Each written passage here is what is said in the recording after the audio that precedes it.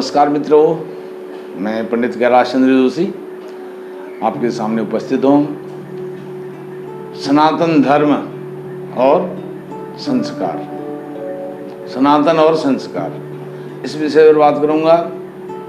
सनातन धर्म में अनेक संस्कार हैं, 16 संस्कार बताए गए हैं और उसमें एक बहुत महत्वपूर्ण संस्कार है यज्ञोपवीत संस्कार, जनेऊ संस्कार, व्रतबंध भी इसको कहते हैं। जनेऊ संस्कार जो प्राचीन काल से परंपरा चली आई है, पुरातन काल से 7 वर्ष से 11 वर्ष के बीच में यज्ञोपवीत संस्कार होना चाहिए और आज इसका अतिक्रमण हो गया है। इस अवस्था का, इस उम्र का 7 से 11 साल की अवस्था में बहुत कम लोगों का, नहीं के बराबर ऐसे लोगों का यह यज्ञोपवीत संस्कार होता है। और पहले विवाह भी गौरी कन्या का विवाह होता था, अर्थात 8 साल की कन्या का विवाह होता था। लेकिन वह तो आज के देश काल परिस्थिति, आधुनिक कानून और जो लोकतंत्र है उसके कानूनों का पालन करना भी अनिवार्य है, बहुत जरूरी है, नितांत आवश्यक है। लेकिन यज्ञोपवीत संस्कार जो है उसको हम समय से क्यों नहीं कर पा रहे हैं, यह बहुत चिंतनीय है, चिंता का कारण है, चिंता का विषय है। जिस कारण से जो बच्चे हैं वो संस्कार विहीन हो रहे हैं, संस्कार उनसे लुप्त हो रहे हैं और आने वाली जो पीढ़ियां हैं उनमें संस्कारों का अभाव होने के कारण अनेक प्रकार की दुष्प्रवृत्तियां जागृत हो रही हैं, बुराइयां उत्पन्न हो रही हैं। तो सबसे पहले मैं यज्ञोपवीत के विषय में आपसे बात करूंगा, यज्ञोपवीत बनाने की बात करूंगा। यज्ञोपवीत को स्वयं अपने हाथ से बनाया जाता है, अपने हाथ से। अपने जो उंगलियां हैं, उंगलियों को इस पर जो धागा है, धागे का तंतु है, उसको 96 बार लपेटा जाता है। 96 बार, 96 बार क्यों लपेटा जाता है? इसका एक बहुत महत्वपूर्ण वैदिक और वैज्ञानिक, वैदिक भी वैज्ञानिक भी दोनों तथ्य हैं। क्या तथ्य है? 96,000 मंत्र होते हैं उपासना और कर्म से संबंधित, 96,000 मंत्र। वैसे तो मंत्र 1 लाख होते हैं। जो 4 लाख मंत्र हैं वह 4 लाख मंत्र सन्यासियों के लिए हैं और 96,000 जो मंत्र हैं वो हम आप सबके लिए हैं, गृहस्थियों के लिए हैं, गृहस्थाश्रम के लिए हैं। इसलिए 96 बार उसको धागे के तंतु को लपेटा जाता है, उसको त्रिपुरित किया जाता है 3 बार, 96 बार, फिर 96 बार, 96 बार। इस प्रकार से वह त्रिगुणित होता है। उसके बाद उसको तकरी पर काट करके, फिर काटने के बाद उसको फिर से त्रिगुणित किया जाता है, 6 हो गए। और उसके बाद जब वो त्रिगुणित हो जाता है उसके बाद फिर ग्रंथि उसमें लगाई जाती है, ग्रंथि में फिर त्रिगुणित किया जाता है। इस प्रकार से उसमें 9 तंतु हो जाते हैं। पहले काटने में, उंगली पर लपेटने में 3 तंतु, उसके बाद जब 2 लोग हाथ से उसको ऐसे बढ़ते हैं फिर 3 तंतु और उसमें जुड़ते हैं, 6 तंतु, और फिर 3 तंतु जब ग्रंथि होती है, ग्रंथि के समय में 3 तंतु, 9 तंतु होते हैं। प्रथम तंतु से लेकर के 9वें तंतु तक यज्ञोपवीत में होते हैं और 3 उसमें ग्रंथियां होती हैं। इस प्रकार से यज्ञोपवीत तैयार किया जाता है। अब जो ब्रह्मा जी हैं वो इस यज्ञोपवीत के निर्माता हैं। इसको बनाने वाले कौन है? ब्रह्मा जी हैं। त्रिगुणित करने वाले विष्णु भगवान हैं और उसमें गठबंधन, जो ग्रंथि मैंने आपको बताया, उस गठबंधन को करने वाले शंकर भगवान हैं, शिव जी हैं। और उसकी जो यज्ञोपवीत की प्रतिष्ठा है, प्रतिष्ठा करने वाली जो साक्षात गायत्री देवी हैं, जो तेजोमय दिव्य स्वरूप वाली हैं, वह गायत्री इसकी प्रतिष्ठा करती हैं। संस्कार 7 वर्ष से 11 वर्ष की अवधि में यह होना चाहिए। इस प्रकार से जो 9 तंतु मैंने आपको बताए, उन 9 तंतु में जो प्रथम तंतु है, उस प्रथम तंतु के देवता ओमकार होते हैं। ओमकार देवता या परमात्मा देवता भी कहते हैं। उसके जो ऋषि हैं ब्रह्मा ऋषि हैं और गायत्री उसका छंद है प्रथम तंतु का। जो द्वितीय तंतु है उसके देवता अग्नि हैं और विरूपाक्ष उसके ऋषि हैं। गायत्री छंद इसका भी है। इस प्रकार से तृतीय तंतु सर्प देवता है, नाग देवता भी कह सकते हैं, इनको भग देवता भी कहते हैं। सर्प, नाग या भग, इसके प्रजापति ऋषि हैं और अनुष्टुप इसका छंद होता है। चौथा सोम देवता है चौथे तंतु का, और बंधु इसके ऋषि हैं। गायत्री इसका छंद है। पांचवा पितृ देवता है। शंख इसका ऋषि है और त्रिष्टुप इसके छंद हैं। छठा प्रजापति देवता है। हिरण्यगर्भ इसके ऋषि हैं, त्रिष्टुप छंद है। सातवां जो तंतु है उसके वायु देवता हैं, वशिष्ठ ऋषि हैं, त्रिष्टुप छंद है। आठवां यम देवता है। यम देवता अर्थात सूर्य देवता भी इनको कहते हैं। और भार्गव दीर्घ तमस ऋषि हैं, त्रिष्टुप छंद है। और जो नवम तंतु है उसके विश्व देवा देवता हैं। विश्व देवा देवता नवम तंतु के देवता हैं। परमेश्वर इसका छंद है, परमेश्वरी ऋषि हैं और गायत्री छंद है। इसी प्रकार से 9 तंतु के 9 देवता, 9 ऋषि, 9 छंद ये होते हैं। अब जो 3 ग्रंथि उसमें फिर होती हैं। इस 9 तंतु में जब यज्ञोपवीत बनता है 9 तंतु से, उसमें 3 ग्रंथियां होती हैं। प्रथम जो ग्रंथि है उसके देवता ब्रह्मा देवता हैं। ब्रह्मा देवता ब्रह्मज्ञानम प्रथमम पुरस्ताद सीमतः, इस प्रकार से वो मंत्र आता है। और दूसरी ग्रंथि हैं उसके विष्णु देवता है। विष्णु देवता की जो ग्रंथि है उसका मंत्र आता है इदम विष्णु विचक्रमे तेधानी दधि पदम सुरे, यह विष्णु भगवान का है। और तीसरे जो हैं ग्रंथि, तीसरी ग्रंथि के देवता ईश हैं, परमात्मा हैं, ईश्वर हैं। और इनका मंत्र आता है तमीशानम जगतस्तु खशपतिंजनमोषेहु महे वयम पूखानो यथा वेदशा मसद्दे रक्षता पायरदब्दहु स्वस्ते। इस प्रकार से 9 तंतु और 3 ग्रंथि मिला करके एक यज्ञोपवीत होता है। फिर इसकी जब प्रतिष्ठा होती है, प्रतिष्ठा में आदित्याय प्रदर्शित सूर्य नारायण भगवान को दिखाया जाता है। यज्ञोपवीत सूर्य भगवान की जो किरणें हैं, किरणों से वह पवित्र होता है, क्योंकि सूर्य नारायण भगवान जो हैं प्रत्यक्ष परमात्मा हैं, प्रत्यक्ष देवता हैं, इसलिए उनको यह दिखाया जाता है। अब यह मैंने आपको बताया जो यज्ञोपवीत के तंतु हैं, धागे हैं, प्रत्येक धागे में एक धागे में एक देवी, एक देवता का निवास है, विद्यमान है प्रत्येक तंतु में। और वेद में कहा गया है कि इस यज्ञोपवीत के तंतु से लौह स्पर्श नहीं होना चाहिए, अर्थात लोहे का स्पर्श नहीं होना चाहिए। आजकल कुछ लोग क्या करते हैं, यज्ञोपवीत से जनेऊ पर चाबी बांध देते हैं, अपने लॉकर की चाबी। वह उससे क्या होता है, जो देवी देवता हैं, विशेष करके जो गायत्री देवी हैं, वह छोड़ करके चली जाती है। उस यज्ञोपवीत में उनका वास नहीं होता है।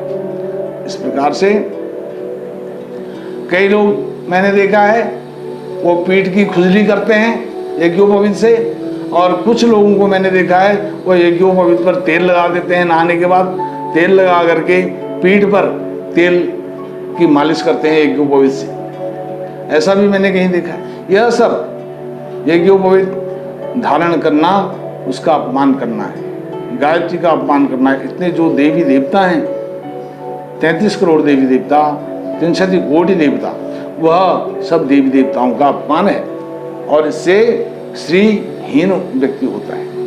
इस प्रकार यह होता है। अब जनेऊ संस्कार का जो मुख्य अर्थ है वो यह है ब्रह्मचर्य का पालन। यज्ञोपवीत जब धारण कराया जाता है, उस यज्ञोपवीत वो मात्र केवल धागा नहीं है, जैसे वर्णन आया है, इतने देवी देवता हैं, ऋषि हैं और इतने उसके छंद हैं, स्वयं ब्रह्मा जी उसके निर्माता हैं, विष्णु भगवान हैं, शंकर भगवान हैं, वह सब इसको बनाते हैं, प्रतिष्ठित करने वाली स्वयं देवी जी हैं, गायत्री जी हैं। इस प्रकार से वह ब्रह्मचर्य पालन करने का यह संकेत है। यहां से ब्रह्मचर्य आरंभ होता है। तुम्हें यह धागा दिया गया है, यह जनेऊ दिया गया है, अब आपने आज से ब्रह्मचर्य का पालन करना है। प्रत्येक स्त्री में माँ का मातृत्व भाव देखना है। इस प्रकार से पर स्त्री में माँ का भाव देखना है। यहाँ पर स्त्री जाति की निंदा से मतलब नहीं है, काम भाव से का इसमें काम भाव की निंदा से मतलब है। न स्पर्शेत दारवीमपि, ऐसा कहा गया है, स्पर्श करना भी जो है पाप है पर स्त्री को। जिसने पर स्त्री को माता माना है वह महान आत्मा हुआ है, महापुरुष हुआ है। इतिहास से यह हमें दृष्टांत मिलता है। लक्ष्मण जी के विषय में हम सब जानते हैं, वह विवाह के उपरांत भी श्री राम जी को जब वनवास हुआ, उनके साथ गए, 14 वर्ष वन में रहे, वनवास में रहे और श्री राम और माता सीता के सानिध्य में रहे और वहाँ पर भी उन्होंने ब्रह्मचर्य का अद्भुत पालन किया।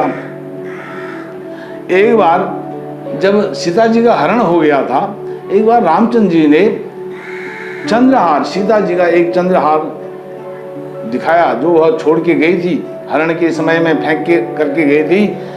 राम जी आएंगे तो उनको मेरी कुछ निशानी मिलेगी, कुछ पहचान वह पाएंगे, रास्ते को वह कुछ उनका मार्गदर्शन होगा। इस कारण से उन्होंने चंद्रहार दिखाया लक्ष्मण जी को। ने कहा, लक्ष्मण देखो, यह चंद्रहार तुम्हारी भाभी का तो नहीं है, सीता का तो नहीं है।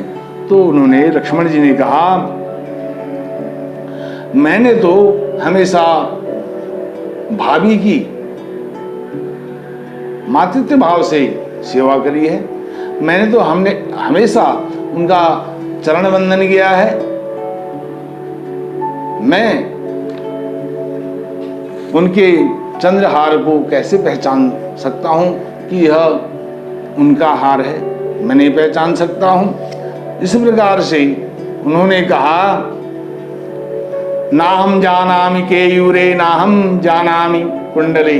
ने कहा, मैं न हार जानता हूं न उनके कुंडल को जानता हूं, क्योंकि कभी मैंने उनके चेहरे को देखा नहीं। नुपुरे त्वभिजानामि नित्यम पादाभिवंदनात्। मैं केवल उनके नुपुरों को जानता हूं, उनके जो पायल हैं, घुंघरू हैं पाँव की, उनको जान सकता हूं, क्योंकि जब भी मैं उनका चरण वंदन करता था, पाद सेवन करता था, तब मैं उनके घुंघरू को देखता था। मैं घुंघरू को देख सकता हूँ, यदि मुझे आप घुंघरू दिखाएंगे मैं पहचान जाऊंगा कि यह सीता माता की घुंघरू हैं, भाभी जी की घुंघरू है। इस प्रकार से यज्ञोपवीत धारण करने का मतलब है ब्रह्मचर्य का पालन। ब्रह्मचर्य का पालन। अब प्रश्न आएगा कि लक्ष्मण जी तो स्वयं उनका विवाह हो गया था, ब्रह्मचर्य। असली में वही ब्रह्मचारी है। वास्तविकता यही है, ब्रह्मचारी वही है जो विवाह के उपरांत भी ब्रह्मचर्य का नियम से संयम से पालन करता है, जैसे लक्ष्मण जी ने। यह एक उदाहरण हो सकता है पूरे सनातन धर्म के लिए, सनातन धर्मावलंबियों के लिए, सनातन परंपरा को मानने वालों के लिए। इस प्रकार से जनेऊ संस्कार, यज्ञोपवीत संस्कार के बाद ही वेदाध्ययन होता था। और वह भी कैसे होता था? घर में जाकर के नहीं, किसी स्कूल में जाकर के नहीं, विद्यालय में जाकर, गुरुकुल में जाकर के गुरु के सानिध्य में उनकी सेवा शुश्रूषा में संलग्न रहते हुए वेदों का अध्ययन, पुराणों का अध्ययन, उपनिषद का अध्ययन। आजकल उपनिषद का अध्ययन नहीं होता है, उपन्यास का अध्ययन हो रहा है। आज के समय में उपनिषद जो वेदांग हैं उनका अध्ययन ना होकर के, उपनिषद का अध्ययन नहीं होकर के उपन्यास का अध्ययन हो रहा है। इसलिए संस्कृति का पतन हो रहा है। इस प्रकार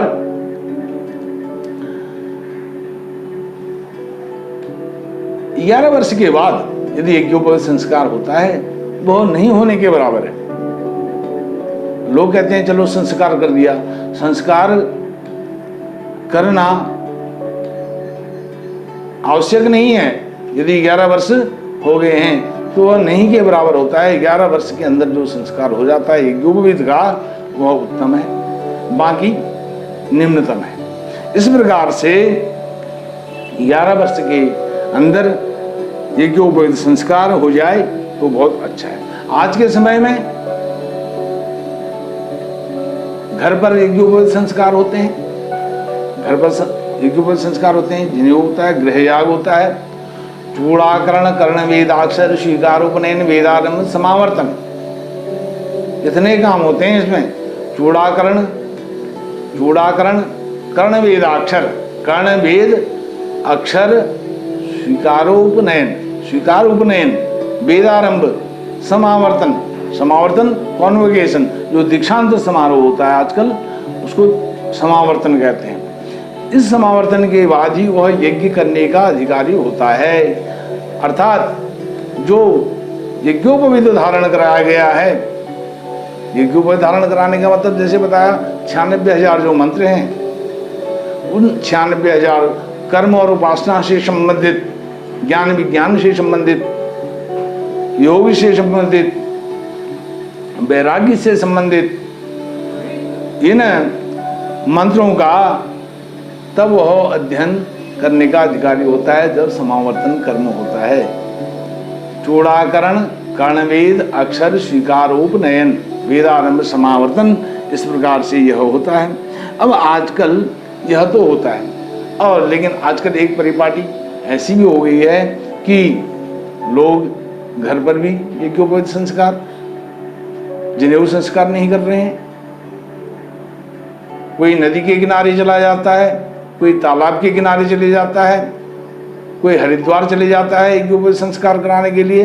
वो संस्कार नहीं है, वो केवल एक धागा डालना है, और वह धागा भी ज़्यादा समय तक उस व्यक्ति के सानिध्य में, धागा और उस व्यक्ति का कभी सानिध्य नहीं होता है, सामीप्य नहीं होता है। इसलिए वह जितने शीघ्रता से वह संस्कार हुआ है, नदी के किनारे, तालाब के किनारे, हरिद्वार में, गंगा जी के किनारे, यमुना जी के किनारे, वह सब व्यर्थ है। वह जिस शीघ्रता में संस्कार हुआ है उसी शीघ्रता में वह यज्ञोपवीत उस व्यक्ति का साथ छोड़ देता है। गायत्री जी उसका साथ छोड़ देती हैं। इस प्रकार जो घर में संस्कार हो रहे हैं यज्ञोपवीत संस्कार, उसमें समावर्तन कर्म में ये होता है, सारे वेद उपनिषद वेदांग का अध्ययन तो नहीं कराया जा सकता है, लेकिन जो 4 वेद हैं, ऋग्वेद, यजुर्वेद, सामवेद, अथर्ववेद, इन वेदों के जो पहले मंत्र हैं पहला मंत्र, ऋग्वेद का पहला मंत्र, यजुर्वेद का पहला मंत्र, सामवेद का पहला मंत्र और अथर्ववेद का पहला मंत्र, एक एक मंत्र पुरोहित जो आचार्य हैं वह उस बटुक को पढ़ा देते हैं घर पर। कहते हैं अब हम आपको काशी भेजते हैं, और काशी भेजते हैं कहने के बाद गुरुकुल वहीं पर मान लिया जाता है और वहीं पर उनको वेद मंत्रों का अध्ययन कराया जाता है। यह दीक्षांत हो जाता है। इस प्रकार से तब वहां से ब्रह्मचर्य का आरंभ होता है। अब आज के समय में 21 साल में 25 साल में यज्ञोपवीत संस्कार हो रहा है। 25 साल में तो ब्रह्मचर्य जो आश्रम है वही समाप्त हो जाता है, उसके बाद गृहस्थ आश्रम आरंभ होता है। तो अब ब्रह्मचर्य शुरू हो रहा है या गृहस्थ शुरू हो रहा है, इसमें बड़ी विडंबना का समय विषय है। इस प्रकार से यज्ञोपवीत सूत्र आजीवन ब्रह्मचर्य का प्रतीक है। जो यज्ञोपवीत सूत्र है, यह सूत्र है, यह सूत्र इंग्लिश में इसको फॉर्मूला कहते हैं। सूत्र नहीं है, फॉर्मूला नहीं है तो हम किसी भी चीज को हल नहीं कर सकते हैं। जटिल से जटिल समस्या को हम हल नहीं कर सकते हैं। अर्थात यह सूत्र ब्रह्मचर्य का प्रतीक है। इस ब्रह्मचर्य के प्रतीक को कम से कम 7 साल में और अधिक से अधिक 11 साल में समापन इसका करना चाहिए। प्रत्येक गृहस्थ को, जितने भी धर्मावलंबी हैं, सनातन धर्मावलंबी, सनातन संस्कृति को मानने वाले, अपने घर में अपने कुल पुरोहित को बुला करके, हो सके अधिक संख्या में, ब्राह्मण आप नहीं बुला सकते हैं, आर्थिक स्थिति आपको इजाजत नहीं देती है, तो कम से कम एक पंडित जो आपके कुल पुरोहित हैं उनको बुला करके ही 2 दिन का यह कार्यक्रम होता है, इसको अपने घर में संपन्न कराइए। इसमें जरूरी नहीं है आप अपने इष्ट मित्रों को, सगे संबंधियों को, पास पड़ोस वालों को बुलाएं। आप अपने बच्चे का संस्कार करवाएं। संस्कार से ही सिद्धि प्राप्त होती है। यदि संस्कार नहीं है तो सिद्धि नहीं मिल सकती है। अब संस्कार 25 साल में हो रहा है, 20 साल में हो रहा है, 21 साल में हो रहा है, यज्ञोपवीत संस्कार वो नहीं होने के बराबर है। इस प्रकार से मित्रों, आपने मुझे सुना यज्ञोपवीत सूत्र के बारे में। कभी मैं आपको भविष्य में शिखा के बारे में बताऊंगा। सूत्र और शिखा यह सनातन धर्मावलंबियों के लिए, सनातन धर्मियों के लिए बहुत महत्व की विषय हैं। 2 चीजें, शिखा और सूत्र। आपने मुझे सुना। आप मेरी इस वीडियो को लाइक करें, शेयर करें और मेरे चैनल को सब्सक्राइब करें। नमस्कार, धन्यवाद।